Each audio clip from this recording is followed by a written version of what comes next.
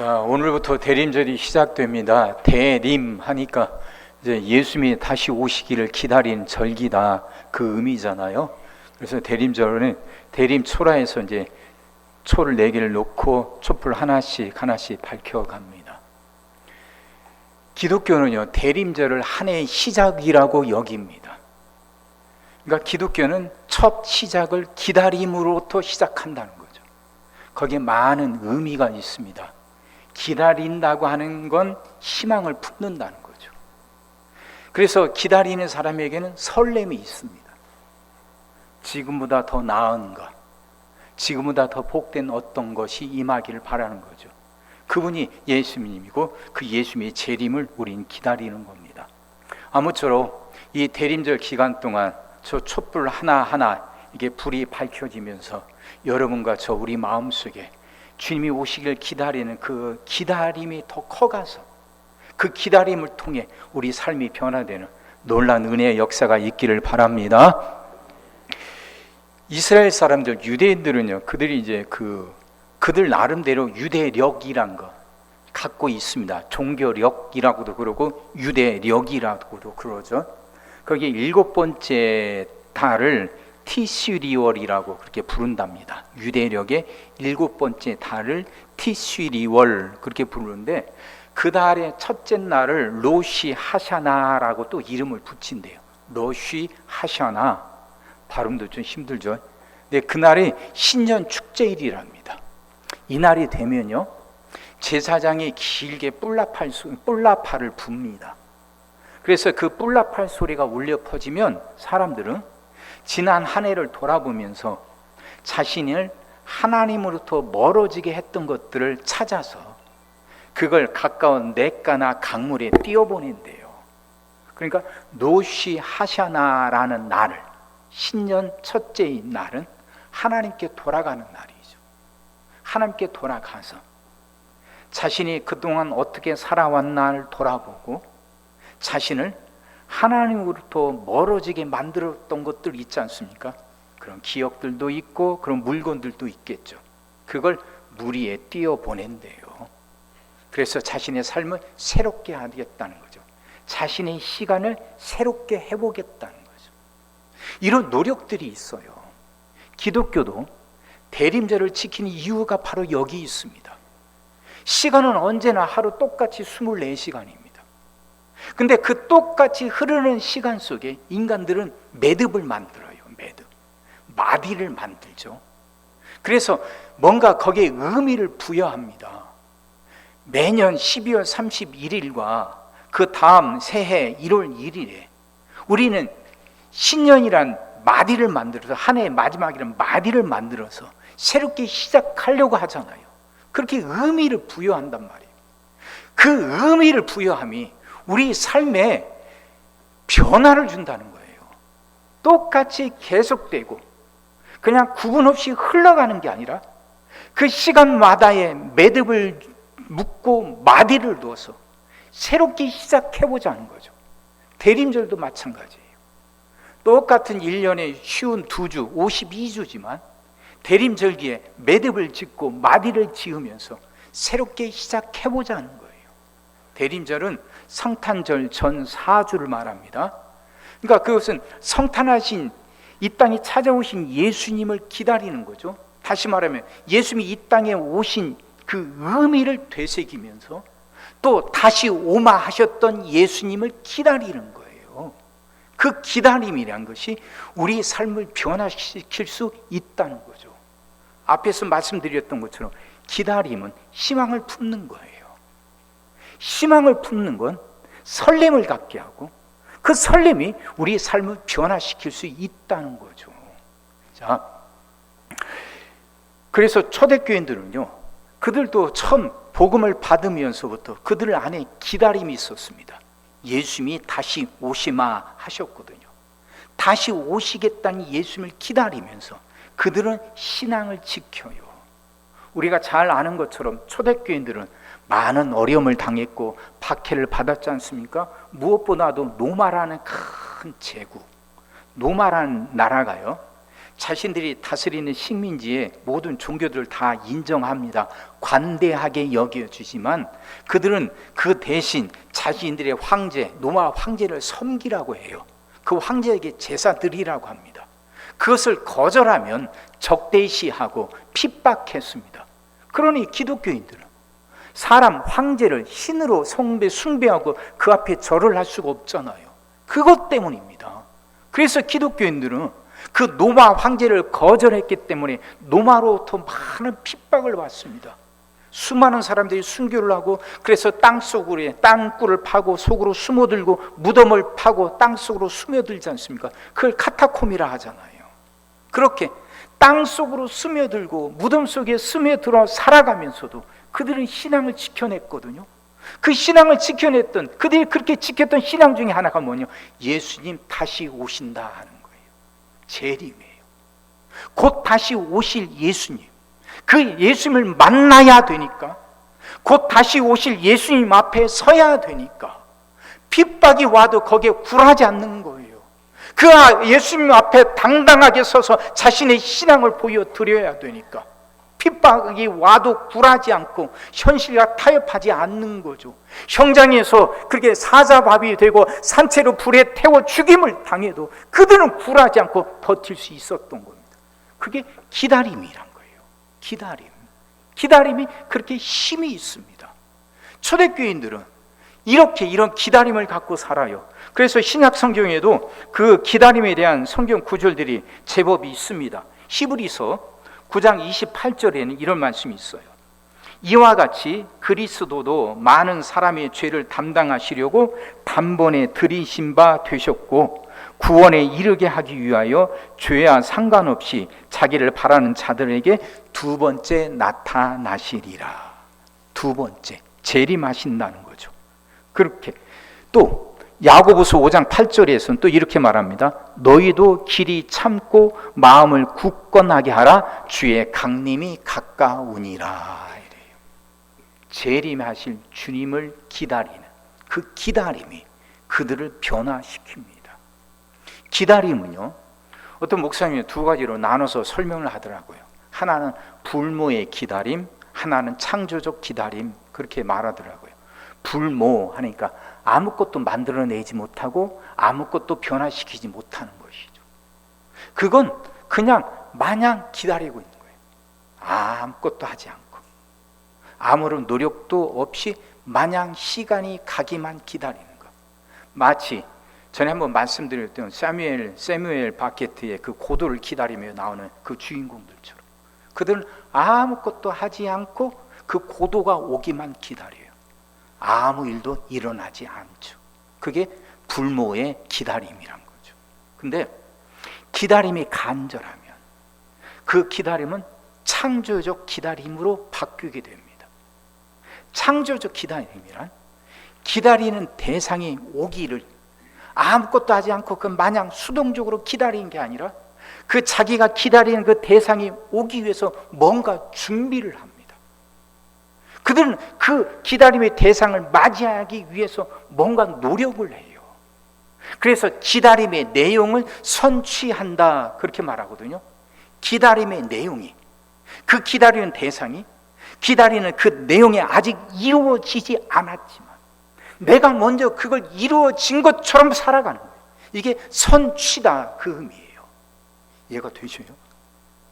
이렇게 되면 우리가 기다리는 미래가 현실에 영향을 줘요. 오늘 현재가 미래를 만들어가는 것 같은데 미래가 현재를 만들기도 합니다. 예수님이 다시 재림하실 거를 믿고 그 예수님이 재림하신 날을 기다리다 보니까 오늘 하루 아무렇게나 살지 못해요. 되는 대로 나태한 채, 무기력한 채, 부러진 채 살지 못해요. 현실과 타협하지 않고 현실에 무릎 꿇지 않습니다. 예수님이 다시 오시면 그분 앞에서 내가 당당하게 신앙을 갖고 서야 되니까 그 기다림이 지금 나를, 현재 내 모습을 만들어가는 거예요. 아무리 큰 위협이 와도 그 앞에 무릎 꿇지 않고 타협하지 않아요. 비록 카타콤을 만들고 땅속에 스며 들어가 살아갈지라도 오늘 신앙을 지키는 거예요. 그게 미래, 그러니까 재림하실 예수님 기다리기 때문이죠. 그래서 미래가 현재를 만들어가는 겁니다. 이게 창조적 기다림이거든요. 창조적으로 기다리는 사람은 현실에서 기다리는 대상을 맞이할 수 있도록 뭔가를 해요. 뭔가를 하고 그걸 꿈꾸고 그 꿈이 이루어지기 위해서 뭔가 시도하고 도전하는 거죠. 오늘 말씀이 그 말씀이에요. 오늘 말씀에 보면 그 4절 참 귀한 말씀 아닙니까? 그가 열방 사이에 판단하시며 많은 백성을 판결하시리니 무리가 그들의 칼을 쳐서 보습을 만들고 그들의 창을 쳐서 낫을 만들 것이며 이 나라와 저 나라가 다시는 칼을 들고 서로 치지 아니하며 다시는 전쟁을 연습하지 아니하리라. 이렇게 말씀하거든요. 지금 이 이사야는요, 기원전, 그러니까 BC 8세기에 살았던 분이고 그때 쓰여진 책이에요. BC 8세기 하면 이 이스라엘 나라가 주변 강대국으로부터 계속 괴롭힘 당하는 때입니다. 아수르라는 큰 강대국이 있죠. 그 아수르가 BC 721년, 그러니까 BC 8세기 아닙니까? 북쪽 이스라엘을 무너뜨려요. 아수르만 그런 거 아닙니다. 남쪽에는 애굽이란 그 전통적인 강대국 애굽이 도사리고 있고, 또 메소포타미아 저쪽에서는 또 그 바벨론이 신흥 강자로 지금 떠오르고 있는 때입니다. 그러니까 강대국이 아수르뿐만 아니라 애굽, 바벨론, 이 큰 나라들이 이스라엘을 에워싸고 이스라엘을 위협하는 상황이에요. 그러니 전쟁이 끝이 없습니다. 고난이 계속됩니다. 그런 상황 속에서 꿈을 꾸는데 하나님이 창을 쳐서 보습을 만들고, 그러니까 칼을 쳐서 보습을 만들고 창을 쳐서 낫을 만드신다는 거예요. 칼과 창은 사람을 죽이는 거잖아요. 보습과 낫은 농기구로서 사람을 살리는 거잖아요. 지금 그들이 살아가고 있는 세대는 전쟁의 끝이 없어요. 주변 강대국들의 칼과 창이 끊임없이 그들을 위협하고 있습니다. 그 칼과 창에 많은 사람들이 쓰러지고 있습니다. 그런 상황인데도 꿈을 꿔요. 칼이 보습이 되고 창이 낫이 되는 세상, 사람이 죽이는 전쟁이 끝이고 사람을 살리는 세상이 오게 될 걸 꿈꾸는 거예요. 그날을 기다린다는 거죠. 기다림. 이 기다림이요, 그 이스라엘을 지켜주고 유다 사람들을 지켜줍니다. 결국 유다는 나라가 망해서 바빌론의 포로로 끌려가지만 포로 생활 70년 동안 그 한 주먹밖에 안 되는 이 이스라엘이라는 나라가, 유대가 사라지지 않고 포로 생활 견뎌내잖아요. 포로 생활을 강대국 바벨론의 포로로 끌려가서 서럽게 70년을 사는데도 하나님이 바벨론 무너뜨리고 페르시아의 초대왕 고리스를 통해서 해방을 선포하셨을 때 그들은 포로로 끌려간 바벨론 땅에서 70년을 살면서도 여전히 신앙을 지켰고, 고레스가 해방을 선포할 때 다시 예루살렘으로 돌아가 성전을 짓고 다시 일어선단 말이에요. 이스라엘이 많은 백성이 아닙니다. 숫자가 많은 게 아니에요. 그들이 힘 있는 게 아니에요. 보잘것없고 작은 나라지만 그들이 포로 생활을 견디어내고 다시 시작할 수 있었던 것, 바로 이 믿음이고 이 꿈이죠. 하나님이 칼을 쳐서 보습을 만들고 창을 쳐서 낫을 만드는 새로운 세상이 오게 하실 거라는 것, 그날은 오고야 말 거라는 기다림, 그 기다림이 포로 생활하던 그들을 지켜주는 힘이 됐던 겁니다. 바빌론의 신 마르드에게 무릎 꿇지 않도록 그들을 붙들어주는 힘이 됐던 거예요. 기다림이란 이런 겁니다. 그래서 창조적 기다림은 기다림의 내용을 선취하는 거예요. 다시 말하면 하나님이 새롭게 만들어 가실 세상, 사람을 죽이는 칼과 창이 아닌 그 칼과 창을 변화시켜 사람을 살리는 보습과 낫으로 만드는 세상이 오게 하실 거란 것, 그걸 믿고 자기를 바꾸어 가는 거죠. 그 기다림이. 지금 이스라엘이 이사야가 이런 소망을 말씀할 당시에 이스라엘의 상황이 어떤지 그 이사야 1장에서 말씀하고 있습니다. 1장 21절 23절이에요. 들어보세요. 신실하던 성읍이 어찌하여 창기가 되었는가? 정의가 거기에 충만하였고 공의가 그 가운데 거하였더니 이제는 살인자들 뿐이로다. 네 은은 찌꺼기가 되었고 네 포도주에는 물이 섞였도다. 네 고관들은 패역하여 도둑과 짝하며 다 뇌물을 사랑하며 예물을 구하며 고아를 위하여 신원하지 아니하며 과부의 송사를 수리하지 아니하는도다.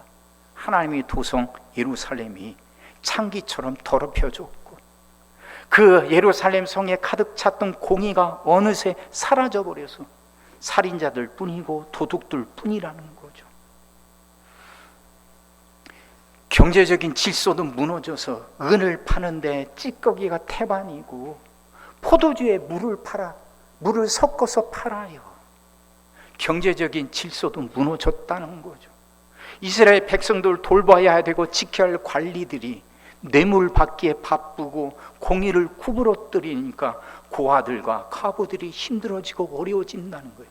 지금 그들이 살아가고 있는 예루살렘, 지금 그들이 눈앞에 펼쳐지고 있는 예루살렘의 상황은 이러지만 이들은 꿈을 꾸는데 그 예루살렘에 사람들이 몰려오게 될 거라는 겁니다. 오늘 본문 3절 보세요.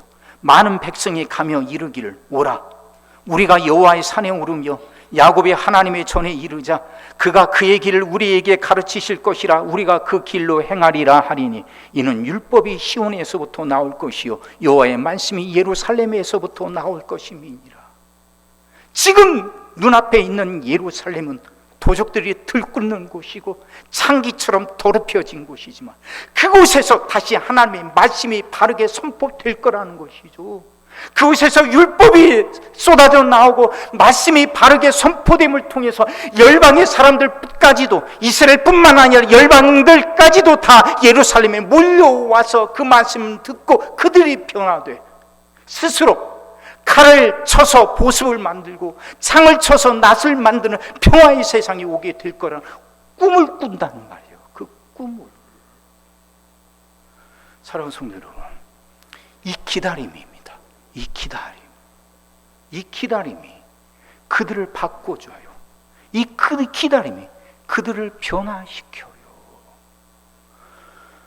우리가 지금 살아가는 세상도 어떻습니까? 한국 사회 칼과 창들이 난무하지 않습니까? 야당의 당수는 국회를 뛰쳐나가서 사람들 거리에 모아놓고 마이크를 붙들고 쏟아놓는 말들이 분노고 저주입니다. 분노와 저주의 말들이 끊임없이 쏟아지고 튀어나와요. 마치 칼과 창처럼. 그도 하나님의 사람이라는데, 하나님을 믿는 사람이라는데, 하나님을 믿는다면 사람을 살려야죠. 하나님을 믿는 사람이라면 하나님을 살려야 되는데 사람을 살리는 말이 아닌 사람을 죽이는 말, 더 분열시키고 더 갈라지게 만들고 상처받게 하는 말을 쏟아내요. 어디 그뿐입니까? 정말 칼과 창이 난무하는 세상입니다. 이럴 때 우리는 우리 안에 이런 꿈을 품어야 되지 않겠습니까? 예수 그리스도가 다시 오시기를 기다린다면 우리 마음속에 오늘 본문처럼 칼이 변해서 보습이 되고 창이 바뀌어서 낫이 되는 그런 세상을 우리 안에 꿈꾸고 소망해야 되지 않겠어요? 그러려면 무엇보다도 우리가 바뀌어야 되는 거 아닙니까? 칼과 창의 말들이 난무할 수 있는 건 우리 아들 안에도, 우리 한 사람 한 사람 안에도 칼과 창들이 남아있기 때문 아닙니까? 사람들 마음속에 칼과 창이 없다면, 칼과 창의 말을 쏟아내는 사람들이 발 붙일 곳이 없어야죠. 그런데 그런 말을 쏟아내는 사람들이 여전히 많아지고 계속 생기는 건 그런 말들이 호응할 수 있도록, 그런 말들이 호응할 수 있을 만큼 사람들 속에도 나름대로 칼과 창들이 남아있다는 거죠. 내 마음속에도 칼과 창이 남아있으니까 칼과 창의 죽음의 말, 사망의 그 살인의 말들을 쏟아낼 때 사람들이 거기에 환호하는 거 아닙니까? 우리 마음속은 어떻습니까? 우리 마음속에도 칼과 창들이 여전히 남아있는 거 아닙니까? 자꾸 우리는 남을 판단하려고 그러잖아요. 정죄하려고 하잖아요. 그래서 자꾸 차별을 하고 차단하려고 하잖아요. 그게 칼과 창 아니면 무엇입니까? 하나님을 사랑하고 하나님 믿는다고 하는 우리들인데, 예수님께서 다시 재림하시기를 기다린다고 하는 우리인데, 우리 안에 칼과 창의 언어들이, 그런 칼과 창들이 아직 남아있다면 이걸 바꿔야 되는 거 아닙니까? 우리 안에서부터 남을 판단하고 정죄하는 칼과 창들이 사라져야죠. 우리 안에서부터 남을 자꾸 차별하는 칼과 창들이 사라져야죠. 내 안에서부터 남과 나를 차단하려고 하고 남을 판단하고 정죄하려는 칼과 창들이 사라져야죠. 그래야 비로소 사람을 살리는 보습과 낫들이 나와서 죽어가는 세상을 새롭게 살리는 세상으로 만들 수 있게 되는 거 아닙니까? 하나님이 처음 만드셨던 세상, 인간을 만들어 놓고 맨 먼저 주셨던 말씀은 생육하고 번성하고 정복하고 다스리며 살라는 말씀 아니었습니까? 생육하고 번성하는 건 우리 삶의 모든 분야, 모든 영역이 풍성해지는 거 아닙니까? 물질뿐만 아니라 건강도, 관계도, 영적으로도 내 삶의 모든 분야가 풍성해지는 것이고, 정복하고 다스리는 건 나무 짓밟고 그 위에 올라서라는 게 아니라 우리를 휘어잡으려고 우리를 휘두르는 상황과 환경에 무기력하게 끌려다니지 말고 그 상황과 환경 속에서도 올바른 거 하나님을 선택해서 하나님의 길을 선택해서 주도적으로 살아가라는 거 아닙니까? 이것이 하나님의 뜻이잖아요. 이 뜻이 이루어지는 세상을 꿈꾸고 살아가야 되고, 이 뜻이 이루어질 수 있도록 칼과 창들이 사라지고 보습과 낫이 나와야 되죠. 그럼 내 마음속에서, 내 안에서부터 이런 일들이 먼저 일어나야 되는 거 아닙니까? 여러분 마음은 어때요? 칼과 창이 여전히 남아있지는 않습니까? 이 칼과 창을 없애는 방법이 오늘 본문에 또 말씀하고 있습니다. 3절 다시 한번 보세요. 많은 백성이 가며 이르기를 오라, 우리가 여호와의 산에 오르며 야곱의 하나님 전에 이르자. 그가 그의 길을 우리에게 가르치실 것이라. 우리가 그 길로 행하리라 하리니 이는 율법이 시온에서부터 나올 것이요 여호와의 말씀이 예루살렘에서부터 나올 것임이니라. 이 구절이요, 이 구절. 율법이 시온에서부터 나오고 여호와의 말씀이 예루살렘에서부터 나올 거라는 거. 말씀을 듣는 거죠. 말씀을 듣고 말씀을 가슴속에 품는 거죠. 그러려면 나를 내려놔야 되잖아요. 나를 죽여야 되잖아요. 내 생각들, 내 가치관, 내 고집, 내 주관 내려놓는 거잖아요. 말씀 앞에 항복하자는 거잖아요.